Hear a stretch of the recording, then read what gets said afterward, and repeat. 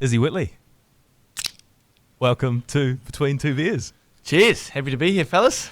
That can pop has been a long time coming, Shay. It's nice to have that back in my eardrums. Been talking about that for about 3 months, but we finally got it. Hey, anyway, super excited to have you in the Export Beer Garden studio. This is a net me and Shay have been super excited about, and there's so much goodness to get into. But we wanted to start in a place which is perhaps a little bit unexpected, and it's music. Yeah. So we asked your fiance, some quirky bits about Izzy. Oh, she kept that quiet. And yeah, she's come through. She's come through with some goodness. And she said one of the interesting quirks of your life is that you have a song of the week, and I would like you to tell us what that's all about. Yeah. Well, she sent me out to dry here. On a Monday and a Friday, my Spotify gives me like a Discover Weekly and a Release Radar. One's on a Monday, one's on a Friday. And on a Monday morning, I'll wake up, get in on my way into work. It's kind of like a 20-minute drive. And I kind of, out of those first 10 songs, one clicks, I guess. And I think that's my song for the week.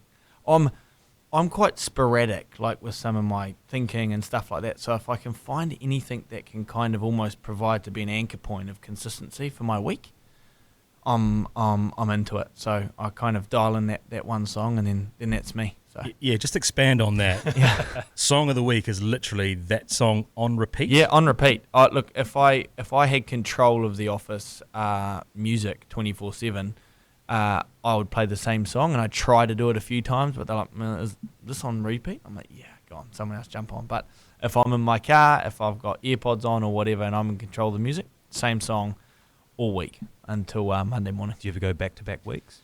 If it's a ripper, song month? if there's one that's been like a great week and it's almost like sentimental, I'll carry the momentum through.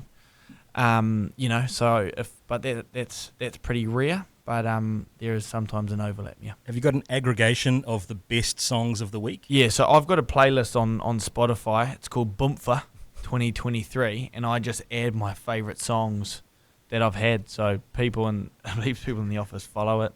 I was actually down in Hawke's Bay at the weekend, and I went to go onto the TV. It's a place I'd stayed before, and my Spotify was still on the TV, so I could just, like from 6 months before, so I just tune back into Boomfa, bit of house music, bit of energy. So it's always house music or verge on a little bit of D&B, but I enjoy my house music. That's fascinating point number one about Izzy. But does that expand into routine being a very important part of your life?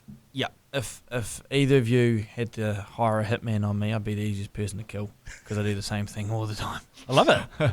Same food, same time frame. I'm leaving the apartment, car park. It's a pretty routine base week, and when it does get, I guess, inconsistent at times, like I always try and have a couple of anchor points to bring me back in to feel like I am in control of my week. So it's actually just feeling like I can have some ownership on my week more than anything. It's kind of like, actually, I am in control. What's some basis points that I can kind of go back to give me that consistency, so I don't feel like I'm reactive to everything that's coming across my desk. Can I pick away at just a couple of kind of things, because I think we've got some similar traits here, and some really not similar traits in terms of our bank balances. But volume in a car is a multiple of 2 or a multiple of 5? No issues. Whoa. Well, the maximum volume's 45. Okay. So I run 45. Right. On my way into the office, and I actually often get complaints from like our body corp about like the music volume when I'm leaving the apartment, because if the sun's up, no matter how cold it is, I'll open up the old sunroof and the windows are down, blazing. So I've never been too focused on the numbers of the volume. Okay. I do know that there's a lot of common themes for some people, but it's never as loud as it can be. That's me. That might be the most Seamus question ever made. I'm curious. Can I follow it up with another one? Please. Same haircut every time at the same barber? Yeah. Yeah, nice. Yeah, Fuck every week. I'll run a 2-week operation. I like to think that I don't even know that I can tell I've had a haircut. That's how consistent I like my week to be. So I've never had someone come up like, mate, it's a really nice haircut. Well, because you can't tell. Yeah. So it's kind of, she actually often says, oh, nice haircut, babe. It's like 3 days later. You know what I mean? So maybe I just blow dried it a little bit better that day or something. It's That's nice. fascinating. It's good consistency. And lunch, same lunch Same every lunch. day? Yeah, I What have is it? had a bit of a falling out with my prior lunch incumbent 3 weeks ago. I hate fish. Like, I can't do raw fish. And I ordered some sushi, and it came, and I went to bite into it, and it had a little bit of salmon on the seaweed. And that just put me out of sync, eh? Really? So for about a year, I'd had jumbo chicken, Yeah. no vegetables in it, just rice and your seaweed roll for probably a year. And, put me out of whack for a little bit. 'Cause- And I'm yet to recover, actually. So Just sticking on the food thing just for a minute. Have you buried the hatchet with Pack and Save Albany around that pink chicken debacle a few years ago? that's the first time I actually remember it. I did get some vouchers for that from Back in the Save. But I don't live up those ways. So, you know what? I'm not a petty bastard, and I do forgive, but I don't forget, so I probably wouldn't go back. So no rotisserie chickens? I do, but not from there. No fair way. Enough, fair enough. No pinkies. I'm already so... Wow, you've dug deep. Yeah, I was just checking the Air Force Ones as well, just to see whether they custom. Yeah, that's just on off Nike, right? Nike.com. You can kind of just get some initials put on the back, like people do with football boots. So. Yeah. I'm so interested in unpacking that mind, but I'm going to start with a few character references. So we recently had Luke Kemeys from Boys Get Paid on the pod, who Good bloke. is an exceptionally high-level operator himself, and he had this to say about you. From what I see, he's a one-percenter. Massively driven, high performer who has an ability to bring a team together to achieve a goal. Thinks a lot bigger than most Kiwis and won't stop until he achieves it. He's mad on fitness because it's done so much for him, and he encourages his teammates to live the same way. Leads from the front. That was Kemeys, and we also had this from Sammy Jasper, who I believe was your employee number one. Yep. He said, Izzy is the most driven person I've ever met. He's one of those few people that actually thrives when the going gets tough or when tough conversations are needed. I haven't seen anything like it. From when I started working for him, you could tell he was going to be successful in whatever he did, and fair play to him. What he's done with ALH is incredible. 25 labourers and just me and him in the office. Now he has multiple branches across the country and maybe 500 plus staff. Incredible, really. So, knowing Sammy, I'm wondering if you needed a few tough conversations with him over the years. But I digress. I want to focus in on the point he made about the tough conversations and when going gets tough. Yeah. Like, is that what you really thrive on? So there was a really big point for me. Like, I think what people sometimes can look past is I started ALH when I was 21. That's fucking young. Looking back at it, and you don't really get taken too seriously when you're that age in a big kids industry. So there was actually a point where I remember my now chairman Rob, we were kind of getting through a bit of nitty gritty times, and there was a real challenge that was kind of presenting itself. And I never forget, he was off overseas, and I said to him, I was like, "Fuck, Rob," I was like, what do I do here? How do I have this conversation? And what do you do? And he kind of said to me, he said, "Well, Izzy, I'm actually off overseas for the next 7 days. Why don't you show me that you're a capable leader and show me if you're as good as you are? And if you are, you'll be able to have that conversation. So when I come back, why don't you signal to me that you're that guy? And if not, then if not, right?" And I was kind of like, holy shit, like, if I don't have this conversation, the goat might not talk to me again. Do you know what I mean? It's kind of like, so I guess I've always appreciated feedback, and if once I've got that respect for someone, I'll often be really proactive with actioning that feedback. And that was the first time I felt like I had to do that. So I guess I did. I dived into a hard conversation that people still aren't comfortable having, and it was around an underperformer in our business, right? Like, it was through an underperformance sector stage, and we just had to dive into the problem at hand, where it's kind of like you can ignore a problem and it's actually only going to get worse, or you can address it in a respectful way but a direct way, and you actually get a better outcome for often both parties from just being upfront and honest. Amazing insight on that, and quite often we shirk away from the tough conversation, right? Yeah, and like, I think it's far easier to soften someone's edges than sharpen someone's edges. So when we're kind of going through the recruitment process of bringing into our leadership team and our management level, I always think I'd rather have a hard time trying to almost calm this friggin' bull or horse down and break it in than trying to push it to be better, right? Like or be tougher and be harder. So I'd much rather get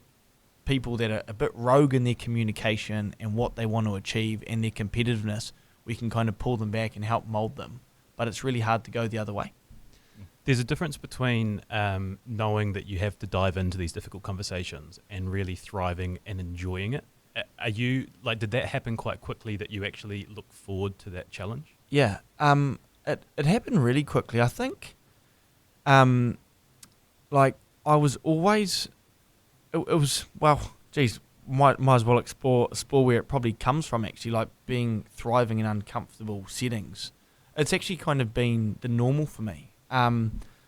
Always growing up when I first started working, and at a young age, and even started playing football, everything revolved around pushing myself to the limit and learning how to be better when I'm in that kind of threshold and zone. So when I was kind of 10 or 11, me and my dad would go for, he'd bike around the block, and then I would run next to him and he'd be biking, and we'd do power poles, right? So sprint, jog, and I'd kind of get 3/4 in, and I'd be really outside my comfort zone, and my dad would be on the bike screaming. He was like, "This is when you learn about yourself," and it's like, what do you mean? Like, I just want to vomit.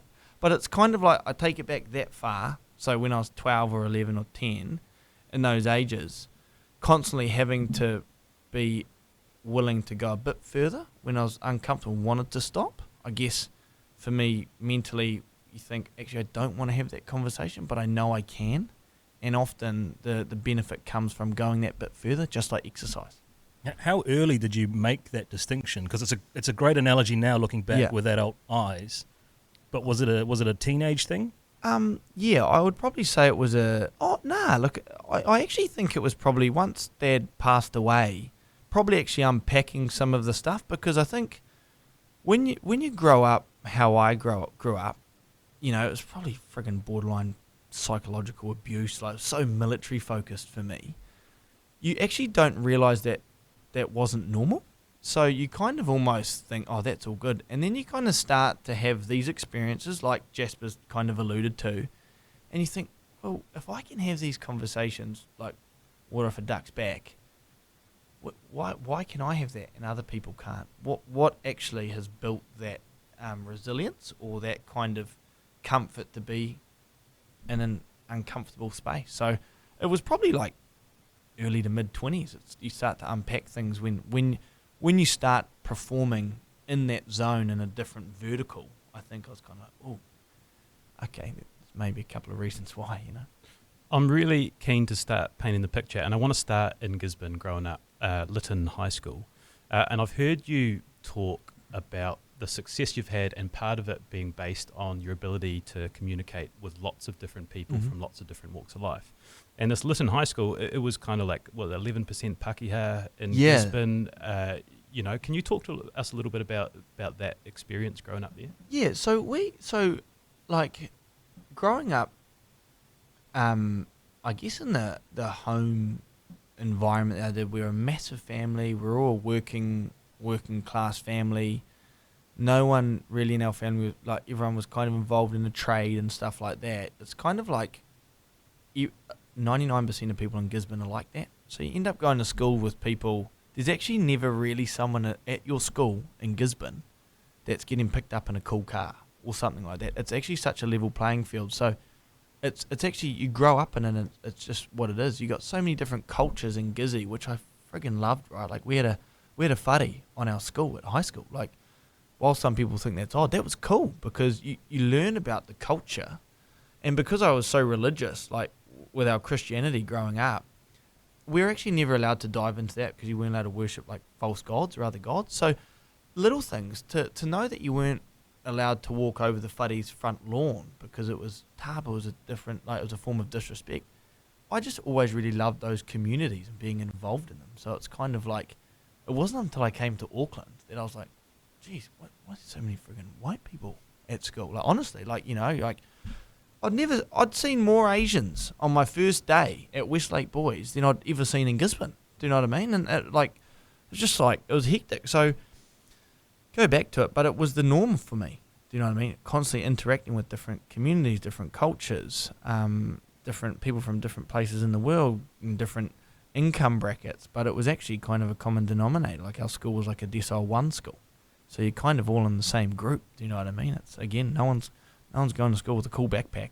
Everyone's got shit backpacks. It's kind of, no one's living any different. So I guess the question for that is that was what it was like until I left Gisborne. So I actually didn't know any different, you know, and I didn't know that you had to treat people different if they were in a bigger profile role or if they're in a lesser profile role, because you just learn to respect everyone, you know. So you've got that side of things, the respect, and at the same time, there's fostering this competitive element within your family. Is that competitive with your siblings and competitiveness passed down from your dad? Yeah, so massively. And that all started at a young age. Like, everything I did, my dad was kind of almost playing me off against my siblings, right? My Bougie is 12 years, my older sister, she's 12 years older than me. My brother's 10 years older than me, and my sister's 5 years older than me. Like, of course I'm not going to be able to catch them whilst we're still living at home.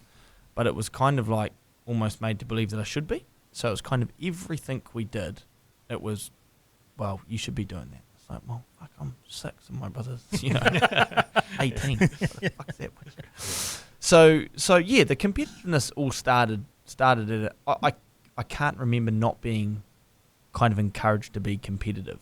That would be what I would say, and it often came at costs, right? Like, I would sulk, I'd cry when I'd lose. Like, it was just, I was the worst sportsman ever, because I'd just walk off. I couldn't bear myself to shake people's hands if I lost. It was just like the worst thing, because my life revolved around playing sport on a weekend, and that was kind of almost, like a bit of an escape for me out of the life that I was kind of succumbing in.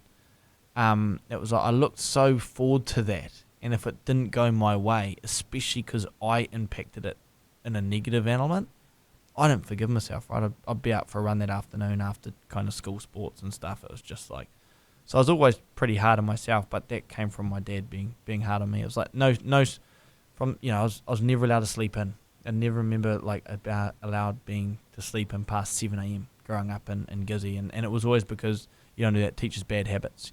5 years old, no, you can't sleep in, bad habits. Just with the upbringing amongst the religious backdrop, stuff like TV and bits and pieces, were they prevalent in your household, or were they another thing that wasn't there? That's a great question, and probably a good question to answer, because it gives people insights of how intense it was, right? We weren't allowed to listen to worldly music, so like if I could hear my dad coming over the road because he had keys in his pocket because he was a caretaker, I could hear the chinkle of the keys, so I'd turn MTV off and I'd put on something else. But we were never allowed worldly music playing at home. And we were allowed to listen to like the Righteous Brothers and the Beach Boys on a Sunday, and that was at a push, But Mum always had Savage Garden CD in her car, so we'd kind of get in there and have a bit of a hoot to Savage Garden. But truly madly deeply. yeah. Nice. One of the all-time greats. I was trying Some to think rippers, right? But it's so that's kind of like to the extent that it was at. But again, like you just didn't realise that wasn't all that unnormal. Yeah, I wanted to ask that because I've heard you describe it as coming from humble beginnings. But I wanted to understand when you reconciled the fact that it was humble beginnings, because if you don't know any different, it's just what it is. Just beginnings. Yeah. Like going back to the Gisborne thing, like, at our school, they'd have like, you'd get free Milo and toast in the mornings. They'd do a breakfast club at school, the decile rating, and stuff like that, because it was not unnormal for people to not be able to bring lunch to school. So it always felt like we were wealthy, because we actually had clothes, we had a roof, we like home was safe. And I always felt we're still 20 times better off than other people, but then I kind of come up here and I've experienced some lifestyles out of here, and I'm like, far out, like it's, people just have no idea, but then that's not their problem that they don't know, and I just use that as a bit of a strength and a bit of a tool to my box to say, actually, I know what this can be like. So every day for me, man, waking up and doing what I do is a real privilege, right? Like pressure generally is a privilege. And I've never woken up without a smile on my face and thought, shit, let's get stuck into it, no matter how sticky the mud is. For my reading, the Izzy story, you're 27 now, right? 28. Just turned 28. Yeah. Has 3 chapters. And there's the beginning, which we've covered in Gisborne and family life. And there's what's happened with ATL. Yep. And in the middle, there's ages 16 to 21. ALH, bro. ALH. Oh, yeah, good pickup. Yeah. ATL. I was like, what have you been doing in Atlanta, bro? Yeah. Who knows? But 16 to 21 is when you left Gisborne and you moved to Auckland. Yep. And then we sort of mentioned some adversity. Yep. Are you able to talk about those years, why you moved to Auckland, and then paint the picture of what happened across those years? Yeah. So getting into Auckland was the look. I'm happy. I always say I'm always happy. I'm never satisfied, and I'm not yet proud to see what I've delivered. But if I'm going to put the P word out there, I'm most proud of myself for getting out of Gisborne, because if I didn't get out of Gisborne, shit, who knows? I went and played at a football tournament and linked up with a coach that was at Sykesy, who was at Westlake, and I'd kind of exchanged emails, but I had to lie to him and tell him that my parents used my email. So I was emailing Sykesy pretending I was my dad, because there's no way I would have been allowed to leave like to a school that was outside of my family church or my family home. It was just so forbidden. So I was kind of like orchestrating this whole kind of opportunity, and I was like, geez, like I'd been working for about 4 years in Gizzy, and I'd been mowing the lawn, so I knew that I could survive for kind of 2 years. So I knew that I could have enough money. I think I could have just spent like $70 or $72 a week in Auckland with what I'd saved, and I could sell my truck that I bought. Wow, man, that's a hustler's mentality at an early age. Yeah, well, I just thought, I was like I kind of just thought, like, I was like, man, I need to get out of here. So I kind of orchestrated it, and I never forget, I went to my mum and dad, and I said, look, guys, I've got this intercity bus ticket that I'm going to jump on and go to Auckland and give this school called Westlake a crack. And if it's successful and they want me, I'm going. I'm not coming back. I'm 16. I can do whatever I want. I don't know if that's necessarily true, but and that was it. And the trial went well. I didn't think it went well, but it went well enough. Got involved at Westlake. Had 2 of the most phenomenal years of my life at Westlake. What that school was able to provide me in the way of nurturing, infrastructure around, actually just how to be a bloke, a good guy. And uphold yourself with integrity and respect. I learnt so much from that school on a many aspects, and the family I live with, the Cornter family, they did so much for me. They didn't have to take me in when they did, and they did. And then so I went through school. I failed school. I couldn't go to uni. But Dad was a builder back in the day. My uncle's my brother's a joiner. Was a joiner by trade. I kind of knew how to swing a hammer, so I was like, I'll just try and get a building apprenticeship. So ended up kind of getting on the books of a building apprenticeship, and I kind of was veering away from playing football, and I just wanted to kind of get stuck into work. Once you're doing big hours and your labour-intensive job, you lose that motivation to, one of them has to give, right? And I didn't even really like football. I actually never liked football. Not once did I kind of thrive playing. It was always about winning. And then so I kind of took a year off footy, did the building thing, did the flatting thing with a bunch of mates, which was fun. And then year 2, got back into footy. Martin Bullock actually gave me a buzz and kind of went in and jumped in at the youth team at YTAC, and that was actually just cool to get back into a team environment and team setting, and then continued to play from there. But then later on in that second year, I then got mugged in town, so I got beaten up.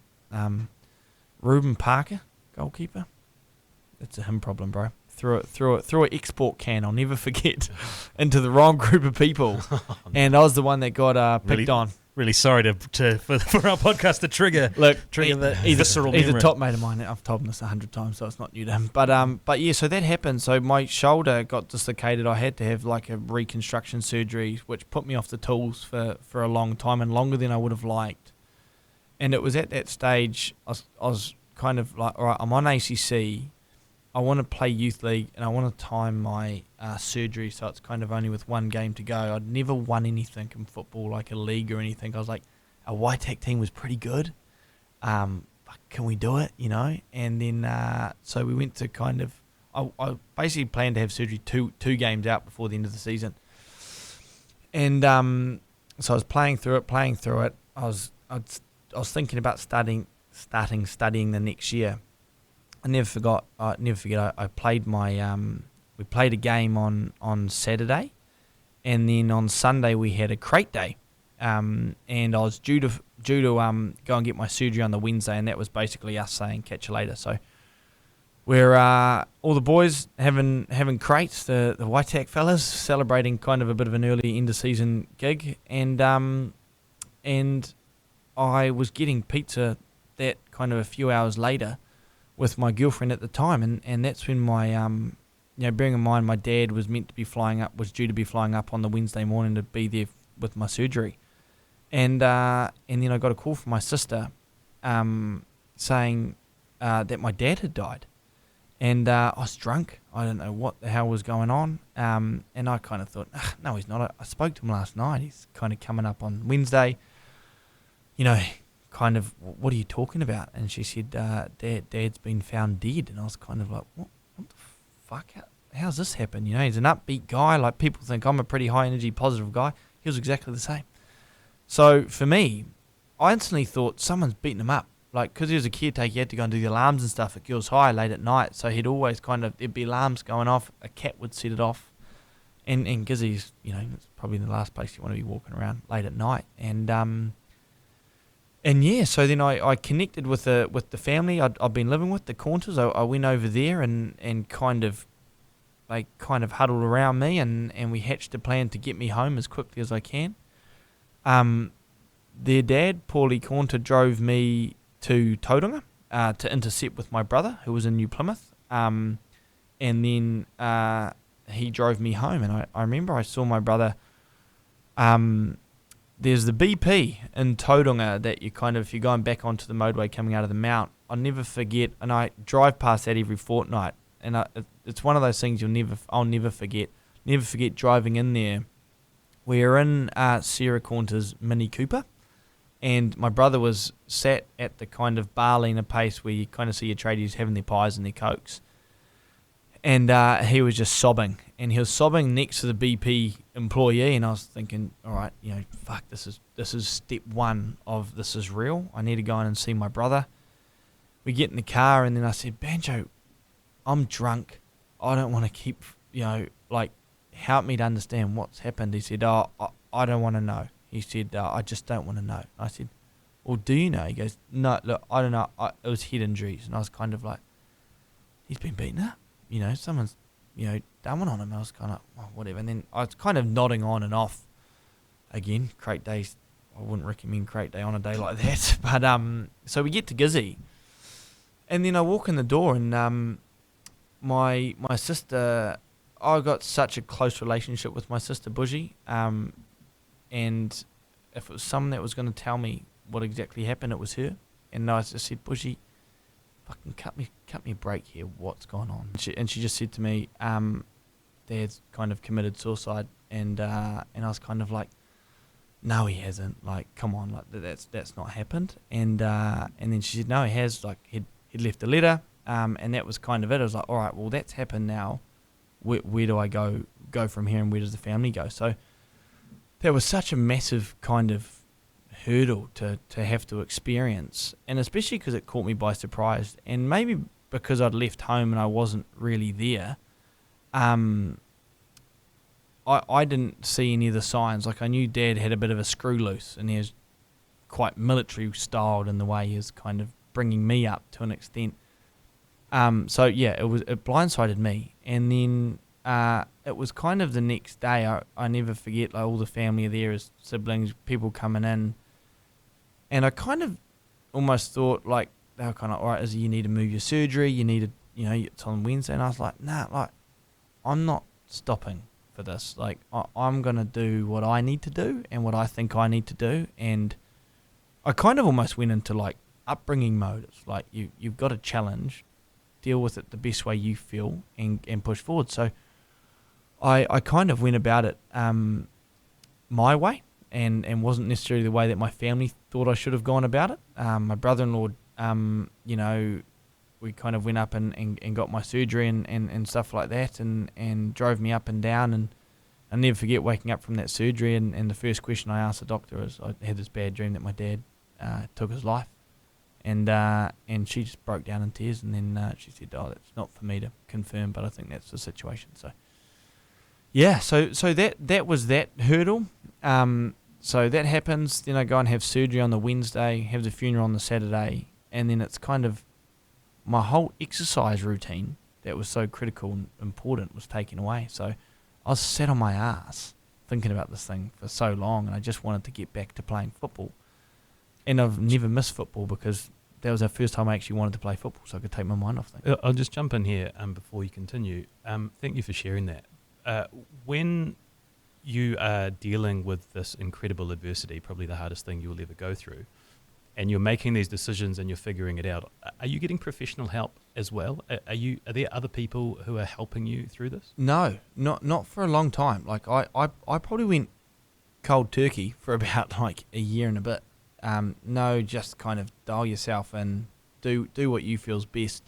And I felt like I did it right. Like generally, I did what I had to do. Like I won ugly, right? You kind of, it's a 1-0 win, and a scrappy win. But then the next stage, the heart stuff. So I kind of just went about my life, right? I kind of got stuck into what I went to. I changed some of the infrastructure around my life. I dialed into uni. Hated uni, sucked at uni, but I was playing football at the time. It was really awesome. I was enjoying Forest Hill. We had such a cool setup. We had my two best mates from school. We were all on the same team, and we were just having fun playing together and winning. It was Div 2. We had a stacked team, so I think we lost once that season. So it was actually a really cool shift for me to have. But then I trickled down your fella's way to Hamilton that following summer when with YBOP, and I signed for YBOP. We're doing the travel thing. I wasn't good enough to be playing National League. I was just fit, had a left foot. Not many people kind of have a kick with their left foot, as you boys know. And I was kind of just like working harder and harder and harder in the only thing that I knew, and that was kind of fitness, right? I was just trying to get so fit. Remember Scotty Hillier was in our team, and geez, that guy had some legs and lungs on him, right? And it was kind of like, I just wanted to be as fit as that guy. And so everything I was doing, it wasn't football based. I was in training with Suns about some strength and speed, but it was just fitness because that was kind of my escape. And then I actually realised, or started to feel kind of in the end of January, that something wasn't quite right in the engine. And I was kind of like, oh, something's feeling a little bit interesting. Like, I know I should be getting fitter, but I'm getting more unfit. And I was kind of kept it to myself for a long time. And then the summer season stopped, and as you have a bit of an overlap with summer league and winter league, I think we had a few games off with the stand down period or whatever. And then I said to Boynesy, I just want to get straight back into it. I just need to get straight back into it. I hardly played. I was like, I just want to play football and kind of take my mind off things. And then I'll never forget, we the first game of the season was against Western Springs, and it was stinking hot. And I was buggered, like just after half time, and I was like feeling cramp, and I was like, fuck, something's really wrong here. But what do you think it is when you're that age? You look down, you got friggin' abs, you got a couple of muscles on your legs, you're feeling good about yourself, and you kind of, the last thing you think that's going to be letting you down is your heart. So I kind of pushed through, got a few games in, and my last ever competitive game of football was against Hamilton Wanderers. And I had 2 episodes when I went to go and do my laces coming onto the bus, and I was kind of went to tie up my shoelaces, and just felt this nasty, like, sharp pain kind of come through my like lower back and then kind of in the front. It almost felt like someone like went like jabbed me either side of the rib cage, and I was like, oh geez, that feels a bit interesting. Anyway, played the game, asked to come off a couple of times, but as you know, predominantly I was a fit guy, no one believed me that I was hurting and that I had to come off because I didn't have a bone sticking out of my leg. I didn't have a swollen it. Like, it was kind of like, you look fine, keep playing. And I was like seeing 2A. Like, I'd never forget, I was trying to get myself sent off. Like, I was coming in, flying into tackle. I was like, I'm not getting taken off. I need to get off this pitch because something's about to shut down. And then I went out that night, had way too many beers, and then back in at Britomart Macca's, as everyone ends their nights in Auckland when you're that age, and sprawled across the floor. And I genuinely got up. First thing I did, I touched my shoulder blade, and I looked for blood because I thought someone stabbed me. Like, that's how intense the pain was. And I was like, what the hell is going on? And so that all happened, and then I was kind of, I looked at I was with my girlfriend at the time. I was kind of like, oh, what happened there? She, I don't know. Let's just go home. I was like, yeah, happy days, go home. And I could hardly get out of bed the next day, and it was an incredibly unfortunate wake-up call. That's one of their family, my partner's family at the time, family friends had just passed away because of lung cancer. And she was like, oh, we need to make sure it's not your lungs. And I was like, fuck, it could be my lungs. So I went and got the whole lung test and stuff at Massey University. And they said, Izzy, your lungs have never been better. And I was like, I thought so, Sweet. I was like, I didn't tell the coach that I'd gone and done this checkup, and we had a Tuesday night game or something. I was like, cool, got my game. They're like, oh, actually, hang back. We're going to do an ECG. I'd never heard of an ECG in my life.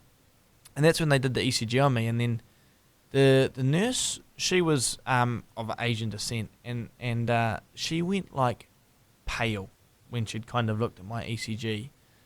And she actually didn't say anything. She just left the room. And I'm kind of sitting there like, is she having a heart attack? Or have I had a heart attack? And I was like, something's really wrong. And she comes back in. She said, hey, you're going to have to go straight to hospital, or we're going to have to get you an ambulance. And you're going to have to go into the room next door and tell your family that you've likely had multiple heart attacks. And she probably hadn't seen something like that. Like, she's a student nurse, and she was so shook, it didn't make me feel comfortable. But, she saved my life at the end of the day, and I never forget, I rang my girl, I was like, I've had a couple of heart attacks. I was like, I don't believe it, but apparently I've got to go to hospital. And if I don't, they're going to call an ambulance. And so my partner at the time's dad came and picked me up. We shot to the hospital and kind of got all the bloods and stuff done, and post that, then got diagnosed with cardiomyopathy, hypertrophic, which is kind of, they say you kind of get a flu, right? And you overtrain on it, and then you continue to overtrain and just exhaust it, and it kind of, you lose a lot of functionality in some of like the left ventricle of your heart, and it basically shits itself over time if you don't catch it, and it kind of causes heart failure if you don't catch it early enough. So when they found it, my heart was 27% bigger than it should have been because it was swollen. They didn't know what was going on. So that was kind of step two. And I think in the hospital, I was there for 7 days. They weren't coming up with answers. They didn't know if it was athlete's heart. Like, a lot of triathletes and long distance runners get athlete's heart, and you can actually de-swell your heart. But I was stuck in there for 7 days, and that's coming back to the dad stuff. That's when I had to deal with it again. It's kind of like I didn't deal with it early. I'm sat in a hospital. No one's allowed to be with me at night time.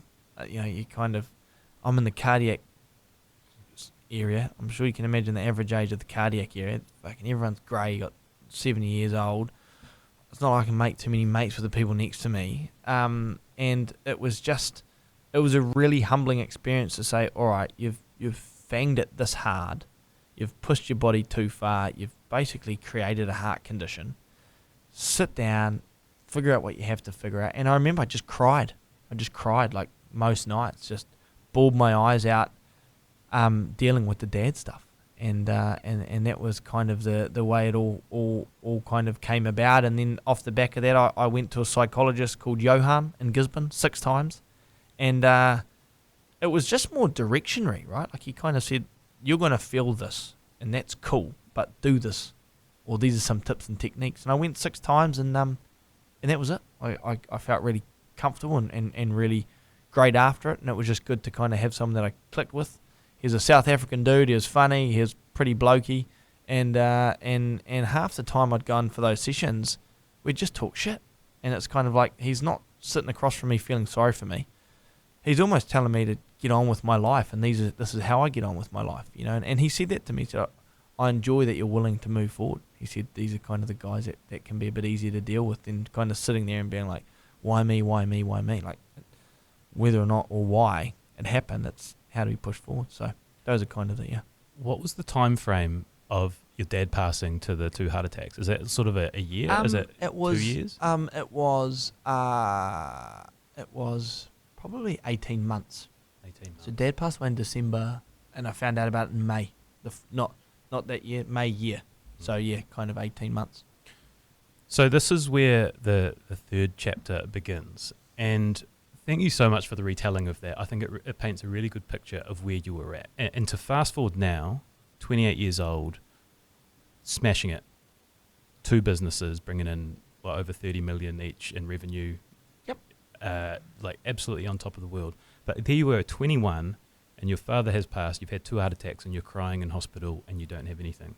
And now the story, and now this is the most inspirational story, is what you have built. So can you tell us from the beginning what you did from there? Yeah, so amongst the tears and nearly drowning myself because I was crying so much, I realised I didn't like football and I didn't even want to keep playing football. All the football I was so lucky to be playing football. That's what I was led to believe from my dad, because he wasn't allowed to play with the world. Gisborne City were playing National League when he was a young fella. He was never allowed to play because National League was on a Sunday. And he always would tell me from a young age, I'm naturally not athletic enough to be a professional footballer. He said, but at the least you can play National League. And I think I played 2 games. But that was it for me. Like, I could close that chapter. I'd done it. If I hadn't have done that, I probably wouldn't have been so willing to close that chapter. So I was like, I've done everything I could have done. Do you know what I mean? Like, or I thought I could have done. And I didn't even want to do that. So I don't want to go back and coach. I don't want to be involved in football. I loved building, and I knew that my boss was making $6 an hour off me when I was an apprentice. So I thought, when I was sitting there, football's a no. Uni's a big fat no, because I was fucking awful at it. And building was cool. And I thought, if I could get 5 guys out on site doing 40 hours a week, that's $1,000 gross profit margin a week.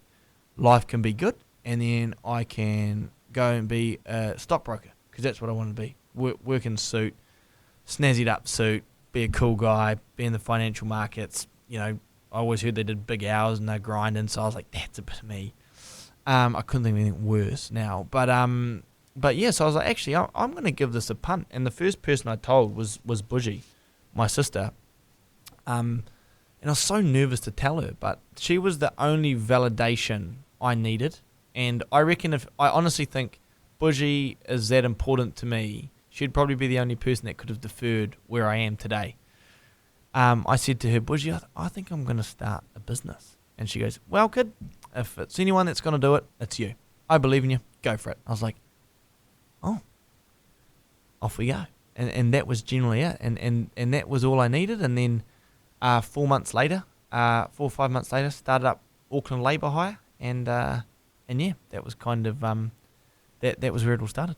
No business plan, right? None Like, none at all. Even on the back of a napkin, Nope, like no business plan. just that equation in your head Yep, about 5 at yep. this and that. And I had no business nous about me. I had no one to lean on about business. It was all gas, no brakes, right? I'd rather hit the wall before I hit the brakes. That was kind of always kind of what I'd rather do. You know, you can kind of come back from it.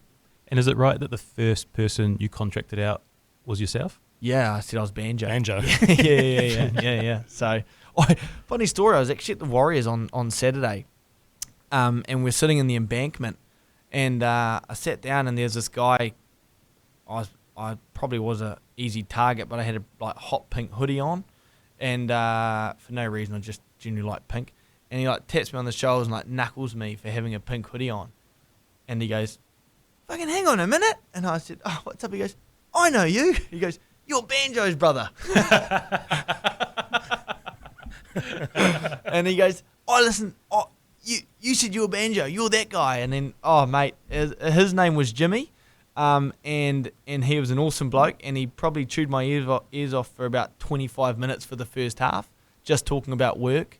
He was a farmer from New Plymouth, and told me how much he'd kind of, even on the fit-out business, he'd kind of knew some of the fit-outs we'd done, like, he kind of knew what was kind of going on and stuff like there. And I kind of look back and I think, it's not necessarily a natural desire of mine to be overly public with what I am doing, what achievements we might be going or have achieved.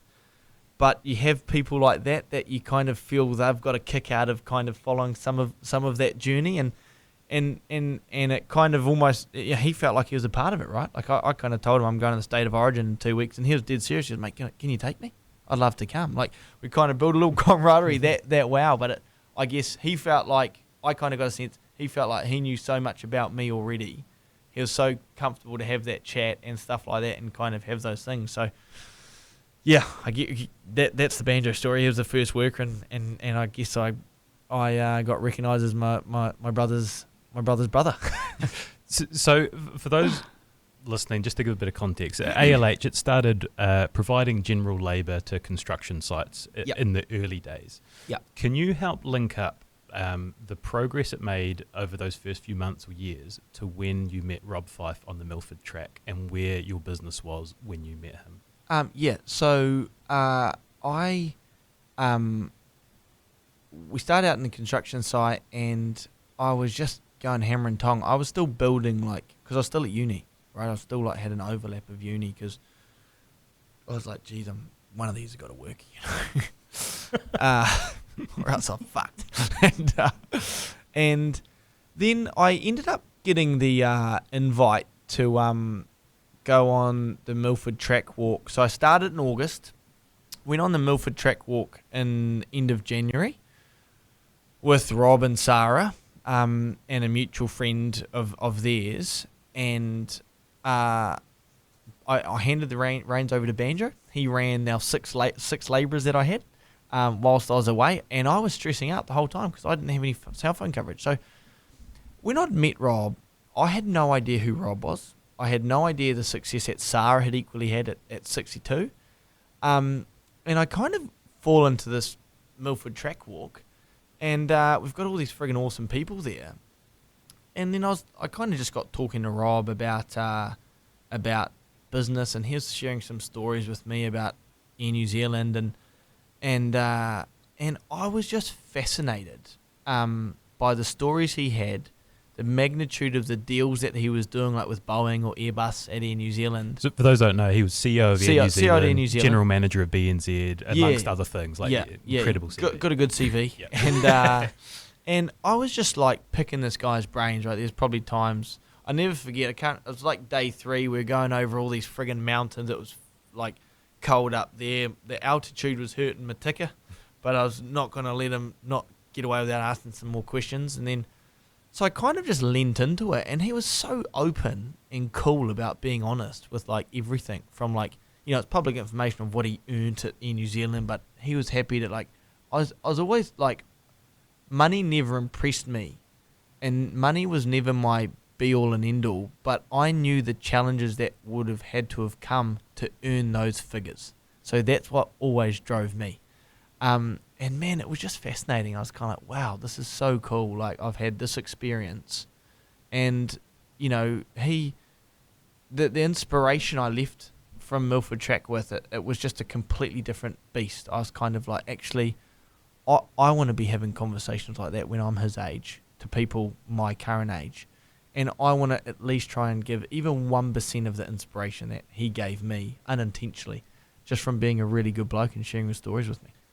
At the end of the Milford track, is there a little sense of fear with you that he goes his way, you go your way, and that moment in time is that moment in time? Like, how did you leave it to reconnect in the real world? I never thought about that, and I actually had a really good relationship with Sarah and Rob prior to that, so it wasn't like it was a cold turkey, hey, let's just jump into it.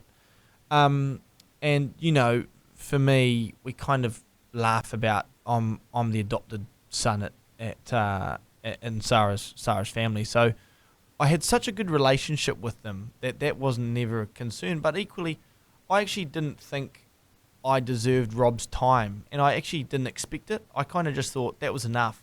I'm off here. And then it wasn't until 2 months later I called him. I think he was in like Colorado or something, and or Montreal, somewhere like that. And because someone offered to buy 49 or 50% of the business for 25 grand, and I was like, this is a friggin' awesome deal. Like, you know, I could go and buy it. There was 10% deposit in Gisborne on a home. You know, I could move back to Gisborne. I could walk away from ALH, and I'd still be better off than anyone else my age in Gisborne. And that was actually a really like contributing thought to me, like seriously contemplating it. I rang him up, and he kind of in short said to me, if you fucking do that, you're never getting my advice again, you know. And that was kind of it. And I was like, actually, he said, Izzy, you're the kind of guy, you've got the kind of energy and drive, you can get this business to 25 to 30 million in revenue. He said, you just have to put your mind to it. And I'm thinking, if this guy's saying this, he's a no bullshit kind of guy, I'll fucking hold him to that. You know, like, I'm going to get there. And then, so I went and delivered a full first financial year of 1.2 million in revenue by myself. And then it was in about June and July. So it was nearly 2 years before I had any investment, right? And I started with $500. And it took that long. And then I actually went around to Sarah and Rob's, and I said, look, Rob, is there any chance I could tap into some of your network? I've got X chasing me for, well, they want to invest, but you know, I don't know if I kind of align with these guys. So is there anyone in your network? And he and Sarah are sitting right at the table, and he goes, oh, Sarah will invest. She doesn't know that yet, but she'll be keen. And I was like, hey, all right, you know.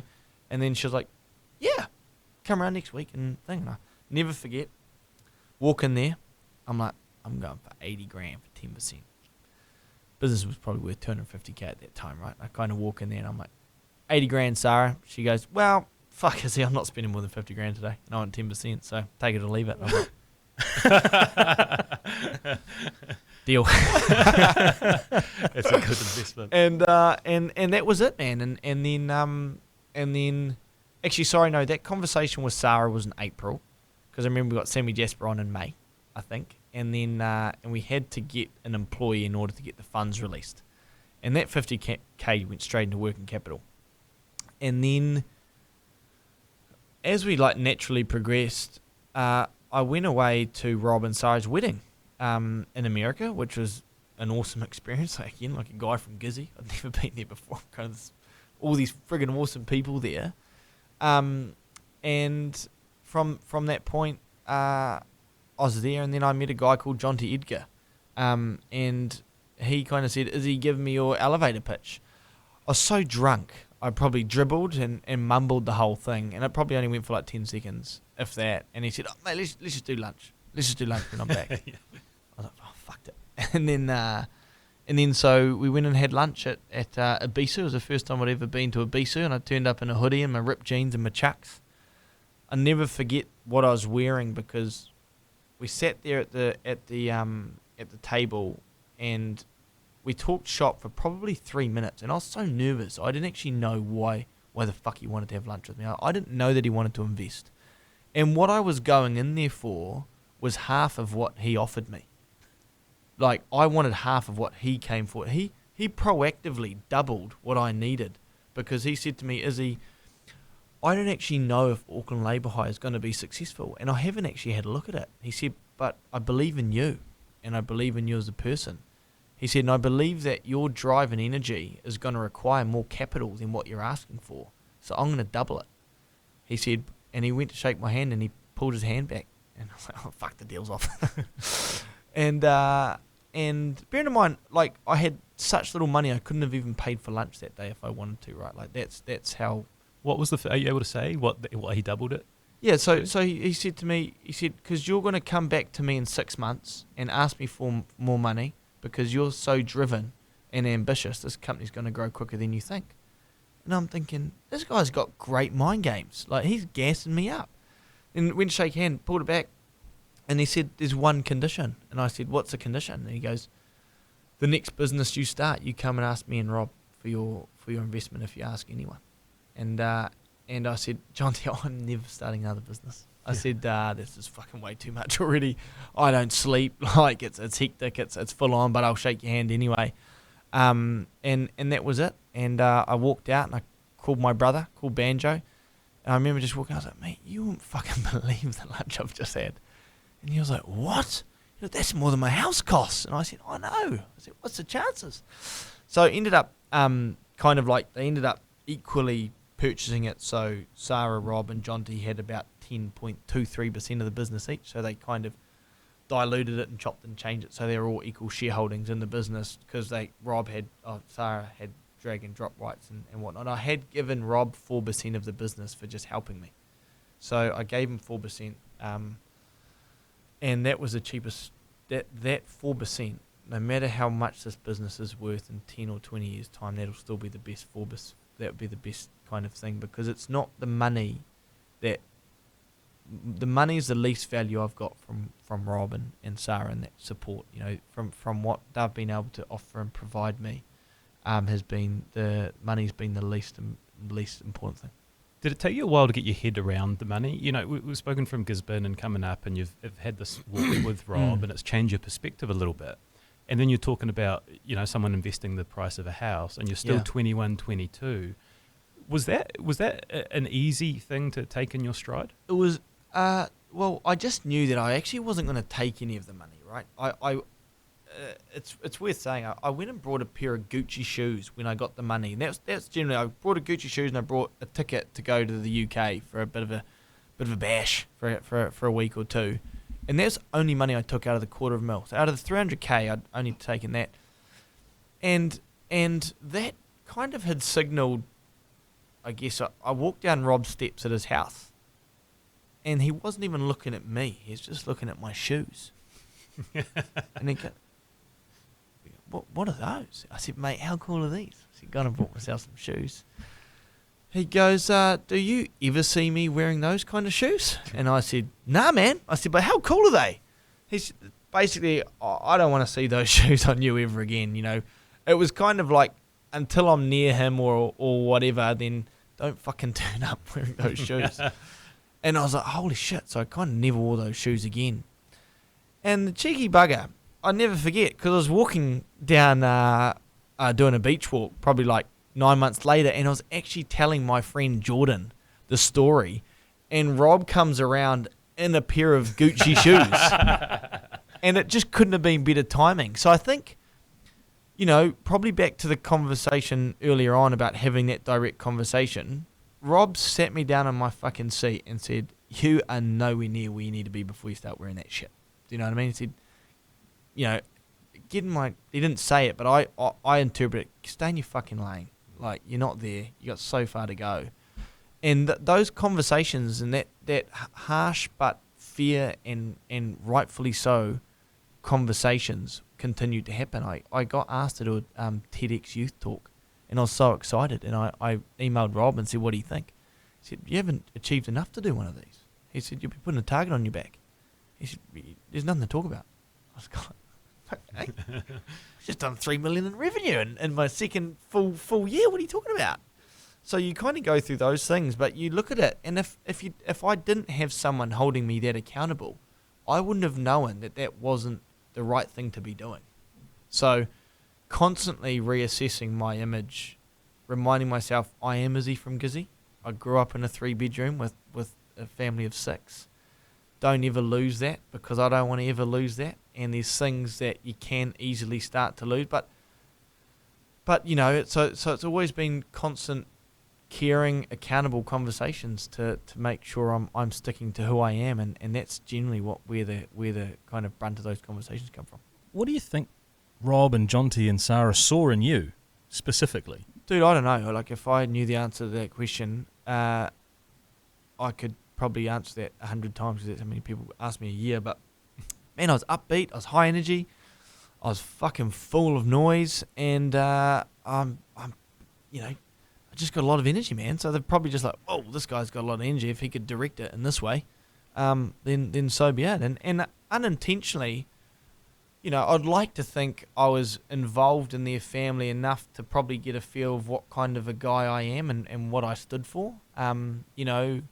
Sarah's daughters and Rob's step daughters, Toby and Dolly, they instantly almost became like little sisters to me. So I was, before the investment happened, I was kind of picking them up, dropping them off, and we never knew that was where this was going to lead to, but it was just a really organic relationship in my eyes that kind of went to that way. And I genuinely believe, I don't even know if Rob saw where we are today in me.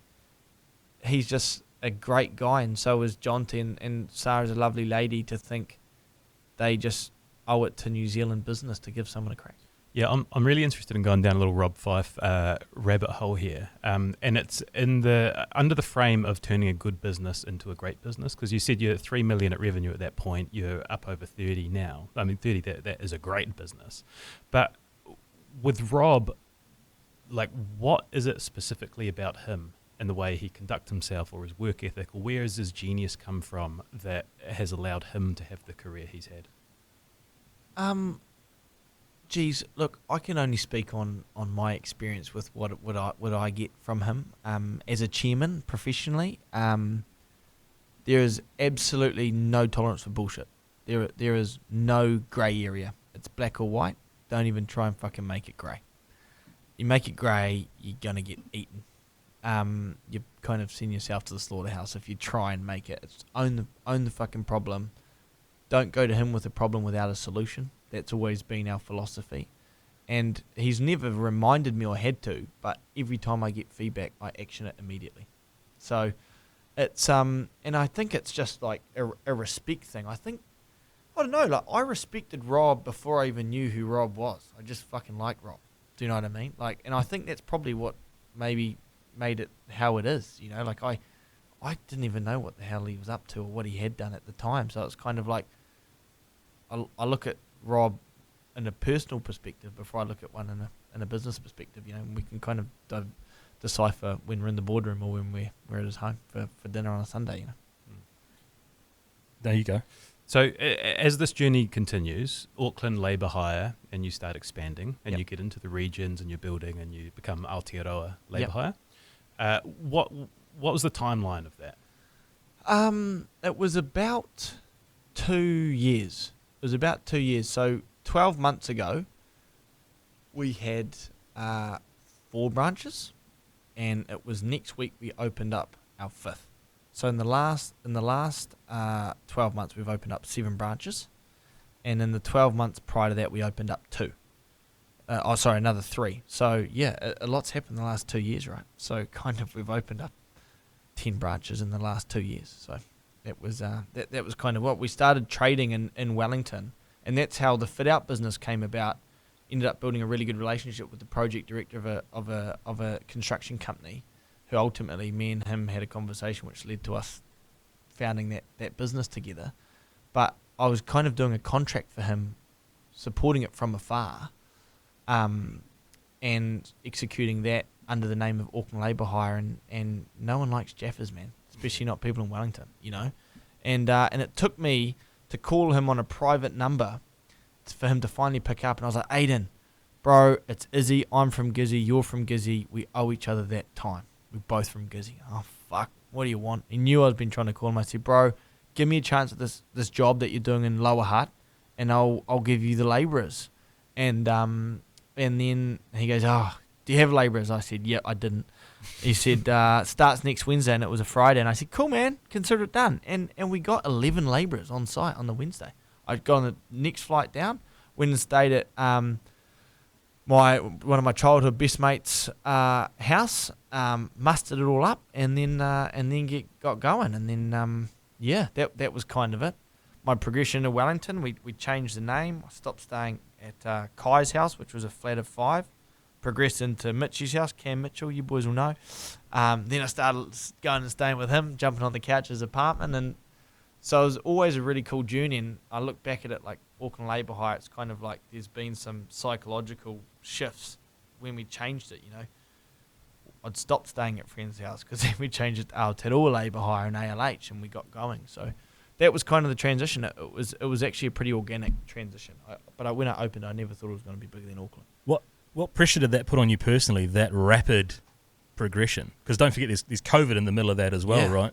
Dude, like, I don't say this trying to sound full of myself, but I've never really felt it. Like, I've never honestly felt like there's so much pressure on me, it hurts. It's like, I love that shit.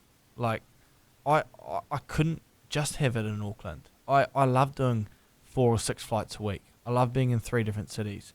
I love knowing that I've got to deliver some fucking outrageous growth in this business. And I'm the one that sets the growth targets. It's not my board. They're actually saying, whoa, slow down. Like, fuck, we don't need this many. The goal was to open up 3 branches last year. That was their advice. And I was like, nah, I got more in me.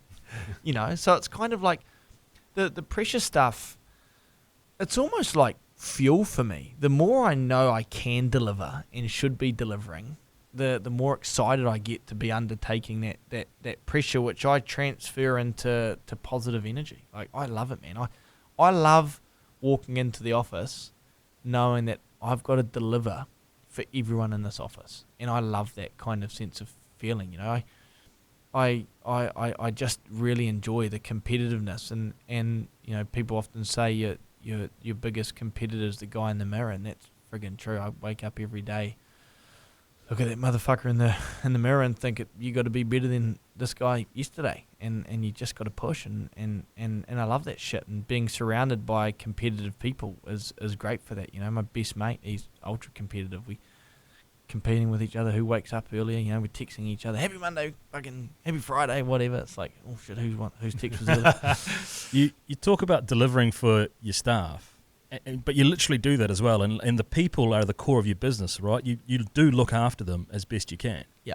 And does that stem from, just listening to your story without telling it for you, that time in Gizzy, like growing up in Gizzy and seeing what people had to deal with at work and making work a fun place? Yeah, like, again, going back to the way we grew up, we always did so much more than what other families would do for each other. I didn't realise that until I got out of my family. We always did so much more out of no charge. We would always be doing working bees at one of the uncles or aunties. We'd always be dropping off firewood before the winter set in. You know, we'd go up to Duke and Nisho in Gisborne with me and my dad, and we'd chainsaw up the cores, and then we'd go and drop them and stack them around. So it's like we were always doing more than what other people would do for their families. So it's actually just natural that feels like I should be doing more for my people and the people that we have in our office. And that's actually just been a really blessing, a major blessing that I had, that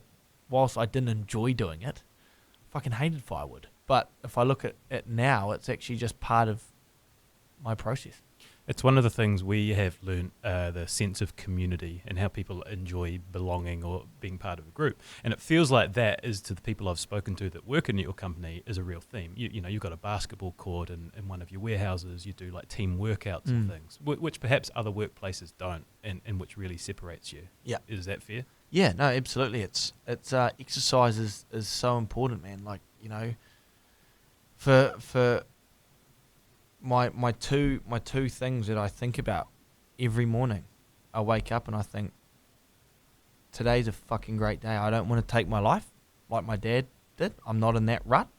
And today I can wake up and I'm not in hospital with my heart. So those are 2 fucking wins I have first thing I wake up. Every day is a good day, man. You got to start your day good, and you got to start it positive, and you got to feel thankful for the body you're in.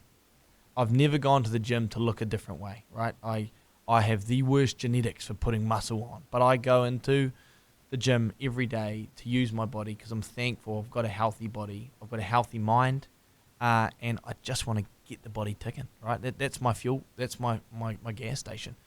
Get into the ALH engine room, man. Churn some shit out, get some fuel in me, you know? So we've done this whole story, and we've only briefly mentioned Fit Out Solution, which on its own would be its whole story. So I actually talked to Shay. I was like, fuck, I don't know much about Fit Out Solution. I was like, do you? He's like, yeah, I think so. So I'm going to put him on the spot. Fuck you, man. So Shay, what is Fit Out Solution, and what do they do? My rudimentary understanding would be Fit Out Solutions win tenders for commercial contracts Yep. and fit out the shells with how they need to be for the client. Yeah. Can you give us an example? Like if ACC are moving their headquarters to Hamilton, that someone has built a building, and Fit Out would come in and make that building inside look how ACC want it to. Yeah, mate. Nail on the head.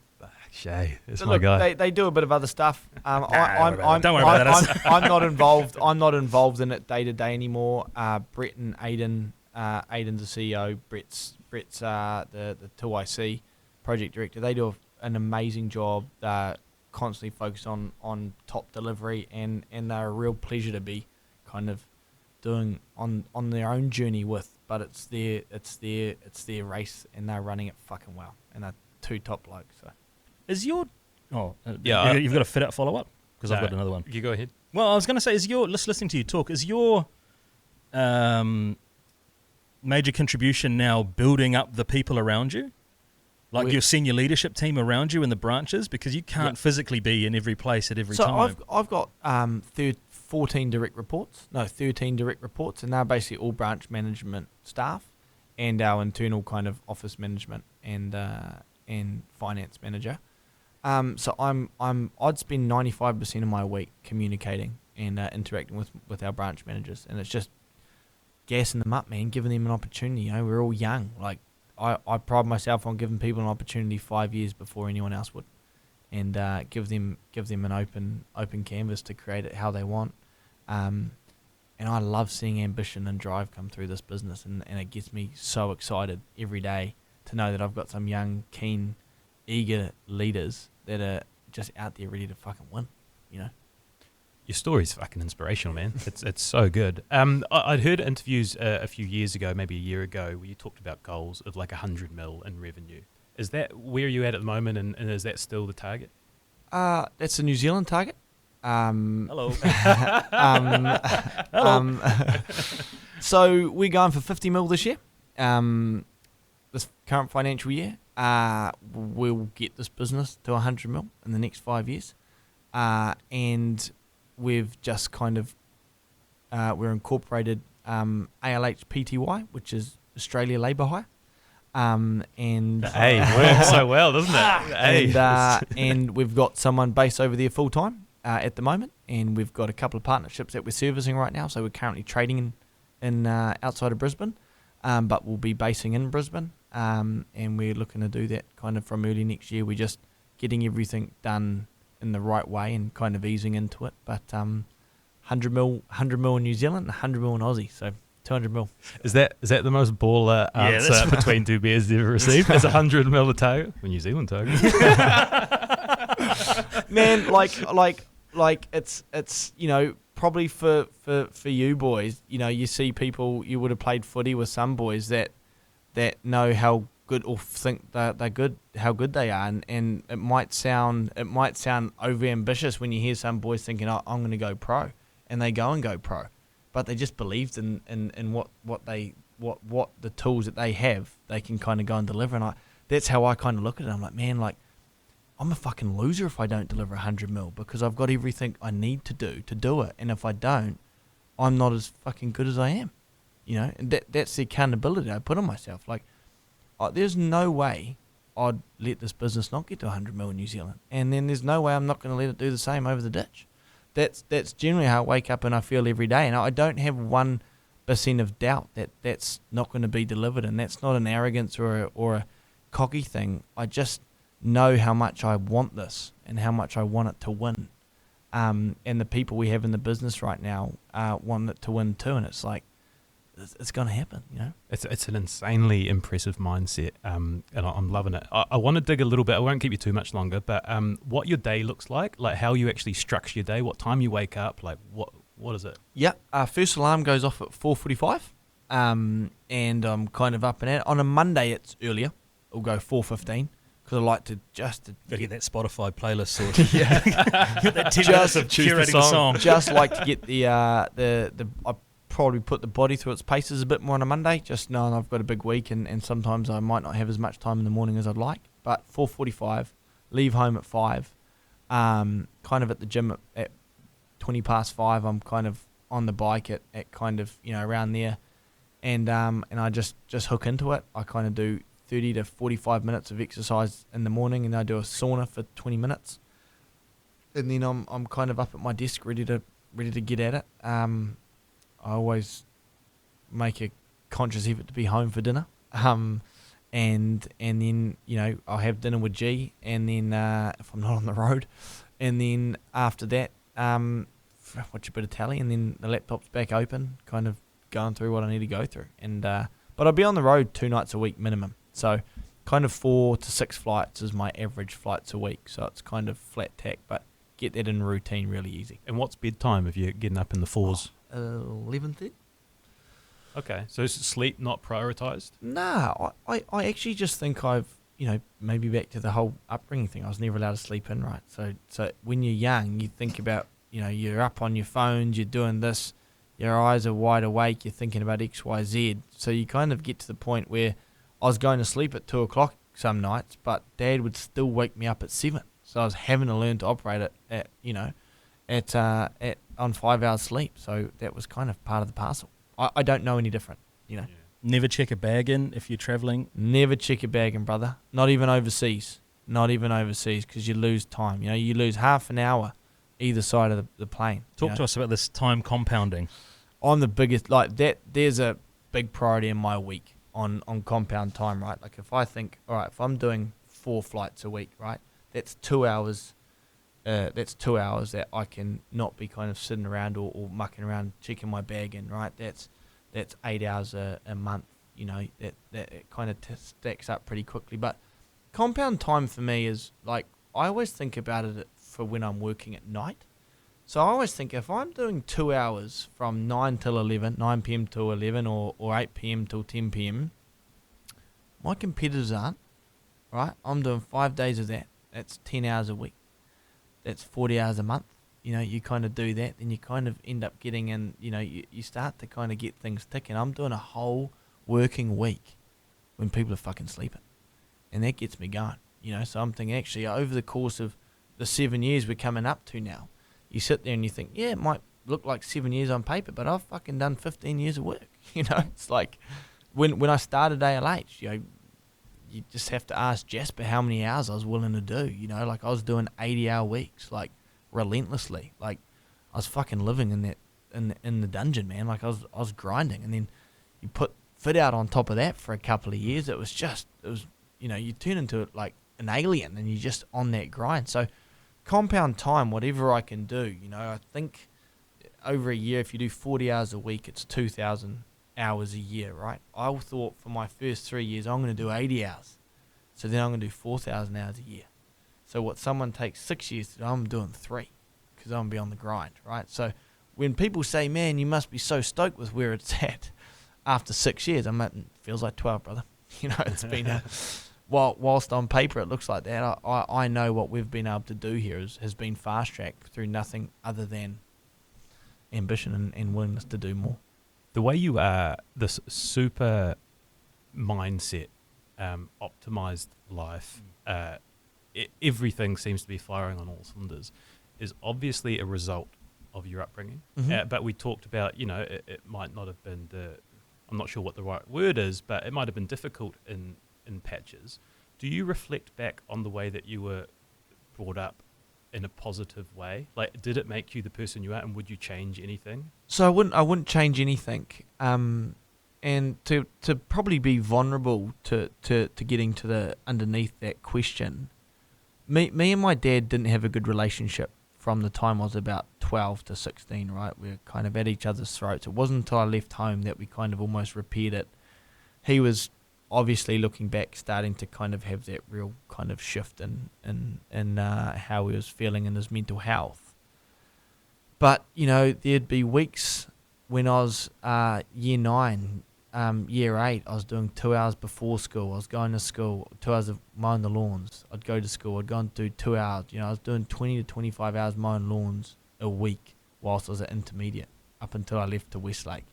And then he knew the owner of Bunnings, so I went and did 1 till 6 p.m. on a Sunday at Bunnings. I was working every day from the time I was 12 till I was 16. And we'd get to like breaking point, and there'd be times he'd kind of say, well, if it ever gets too much, just let me know, but I'll know you'll never let me know. Well, you're not really opening the door for me to let you know. And I said, there'd be some times you get to breaking point, and there was only 3 times where I kind of felt like this is too much. I need to know why the fuck we're going this far in terms of why you're pushing me like this, because you didn't push your other kids like this. And he'd give me this distinctive look, and he'd say, look, we don't know what we're working for. He said, but you'll thank me one day for the work ethic I'll give you. And I kind of look like back at that, and I think that's the one thing that you know, if I lose sleep on it, it's like I never got to say that to my dad. You know, I never got to say thanks for that work ethic, because if I look at it now, I wouldn't be here if it wasn't for that. So going back to it massively, the upbringing is why I am, and I wouldn't change a thing. If anything, I'd probably dial it up a notch, you know. So for me, it's man, I still lived a better life than a lot of people do, and I think it's just understanding and appreciating that there's always someone that has it worse, you know. There's always someone that loses their dad earlier. There's always someone that has a worse living environment. Someone always has it worse than you have it. And it's understanding that and kind of getting that feeling, you know. So yeah, the upbringing is Izzy, you know, and I think that's it. And I'll never be too proud to or beyond knowing that that's where it came from. That's such an introspective reflection. That's so good. Thank you for sharing all this. We've just got a few little bits and pieces before we wrap up. One on my list was, this surprised me, that you hadn't read a book, but your father-in-law has written a book, and you've said that you will read it. And this was from an interview a while ago, so I'm wondering how far you've progressed with that one. I think I got like 4 or 6 pages in. I can't remember. I have never read a book. I don't have the attention span to things I'm not passionate about. Not that I'm not passionate with my in-laws. Sorry, Lance. Yeah, he's a good guy. But shit, am I going to read his book? No. Like, I've never read a book. Not at all. My one is, coming from Gizzy, you must have had some R&V stories, not only attending, but have you ever been part of a pack-out crew? And what does that actually look like? I went to my first R&V at 16. I was on the security, and I did the old drop the high vis and get stuck in there. So my experiences was always, I was working for my youth group. Not so godly. Straight in there, man. Got a couple of cans. My experience has always been great. I've always been there. I love R&V. I'm going to R&V again this year. I went last year. It's fucking awesome. It's such a hoot, and it gets better and better every year. But yeah, there's been some doozies, that's for sure. The ultra competitiveness that you spoke about earlier, have you got a lid on that? Like, what do you like these days if you go out and play a social game of sport or golf, perhaps? Dude, I can't. I don't. Like, I won't put myself in a situation. If I think I could lose, I won't do it. I not because I'm worried about my reaction. I'm worried about feeling like I've lost. Like, I don't even play Snap, right? Like, I don't play any board games. I don't play any card games. The families I'm involved in, they all love it. I hate it because there's a lot of chance, right? At least I'm in control of ALH. I'm in control whether we win or to an element. You know, I can control our result. I can't control whether I roll a 6 or a 2. I don't want to be involved in that. You know, it's like I want to know that I can work harder than someone to get that win. That's so no. Like golf's super challenging for me. Like I'll do it. You know, geez, you wouldn't have to look too far to get some horrific stories of the extents I've gone to win. So. Last one from me. Mafia style sitting in a restaurant, always have your back to a wall so you can see what's happening out in front of you. Yeah. I've got weird ears, man. Like I almost get like a bit of a sensory overload. So like if I'm sat here and there's like people behind me, like I almost can hear their conversations over the ones that I've got in front of me, and it kind of gives me the twitches and shit. So I eat at the same place all the time, and I'll always sit on the wall, and I sit at the same cafes, and it's kind of like, you know, takes a few months to say to someone, oh man, I got weird ears, I'll sit on the wall. You kind of sit there, but you kind of get there, man. All right, I'm going to wrap up and I'm going to throw to Shay as our outro guy. But firstly, thank you so much for coming in. I know how busy you are. Thank you for giving us your time. 28, I was just thinking before, like, you speak of someone who has lived a full life. Like, it's incredible you're 28, and I was thinking about where you're going to be in 10 years, 20 years time. Like, it blows my mind what you've achieved. The mindset you have is perhaps the most impressive mindset that we've ever had on the show. Like, it is razor sharp. It is so determined. It's so exciting to see you continue to follow your story. So thank you for coming in and sharing with it. But I'm not the outro guy. Shay. I will say, firstly, I'd like to say on here, appreciate the kind words, but I'm the starstruck one. I remember, for those that are listening, when I was at the ripe old age of 19 or 20, I was thinking about what football clubs to be, and then there's this name, Stevie Holloway, Northern League veteran. Please don't do this. Done this. I try to tell Shay this. Please don't do done this. Done that, and it was a real draw card to come and train with that team. So, mate, I feel a little bit starstruck 9 years later, being here, sat across you. So, privilege and pleasure's mine. It makes me very happy, Izzy.